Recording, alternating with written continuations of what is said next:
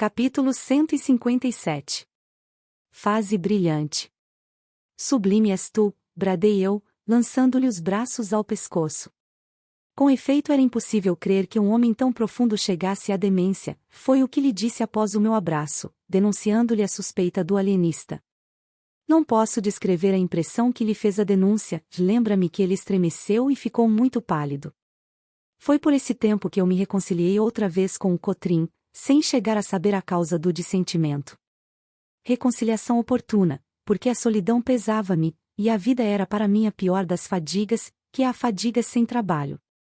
Pouco depois fui convidado por ele a filiar-me numa ordem terceira, o que eu não fiz sem consultar o Quincas Borba. Vai, se queres, disse-me este, mas temporariamente. Eu trato de anexar à minha filosofia uma parte dogmática e litúrgica. O humanitismo há de ser também uma religião, a do futuro, a única verdadeira. O cristianismo é bom para as mulheres e os mendigos, e as outras religiões não valem mais do que essa, ou são todas pela mesma vulgaridade ou fraqueza. O paraíso cristão é um digno êmulo do paraíso muçulmano, e quanto ao nirvana de Buda não passa de uma concepção de paralíticos. Verás o que é a religião humanística. A absorção final, a fase contractiva é a reconstituição da substância, não o seu aniquilamento etc. Vai aonde te chamam, não esqueças, porém, que és o meu califa. E vede agora a minha modéstia, filiei-me na ordem terceira de *******, exerci ali alguns cargos, foi essa a fase mais brilhante da minha vida. Não obstante, calo-me, não digo nada, não conto os meus serviços, o que fiz aos pobres e aos enfermos, nem as recompensas que recebi, nada, não digo absolutamente nada. Talvez a economia social pudesse ganhar alguma coisa, se eu mostrasse como todo e qualquer prêmio estranho vale pouco ao lado do prêmio subjetivo e imediato, mas seria romper o silêncio que jurei guardar neste ponto. Demais, os fenômenos da consciência são de difícil análise, por outro lado, se contasse um, teria de contar todos os que a ele se prendessem, e acabava fazendo um capítulo de psicologia. Afirmo somente que foi a fase mais brilhante da minha vida. Os quadros eram tristes, tinham a monotonia da desgraça, que é tão aborrecida como a do gozo, e talvez pior.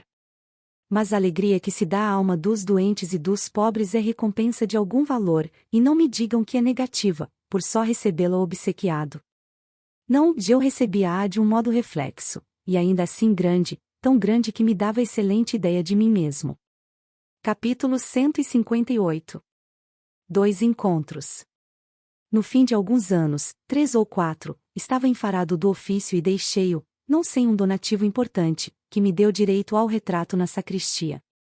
Não acabarei, porém, o capítulo, sem dizer que vi morrer no hospital da ordem, adivinhem quem?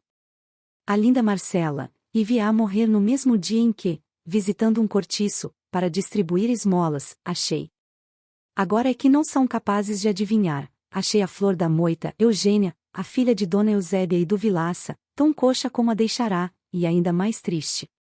Esta, ao reconhecer-me, ficou pálida, e baixou os olhos, mas foi obra de um instante. Ergueu logo a cabeça, e fitou-me com muita dignidade. Compreendi que não receberia esmolas da minha algibeira, e estendi-lhe a mão, como faria a esposa de um capitalista. Cortejou-me e fechou-se no cubículo. Nunca mais a vi, não soube nada da vida dela, nem se a mãe era morta, nem que desastre a trouxera a tamanha miséria. Sei que continuava coxa e triste. Foi com esta impressão profunda que cheguei ao hospital, onde Marcela entrará na véspera, e onde a vi expirar meia hora depois, feia, magra, decrépita.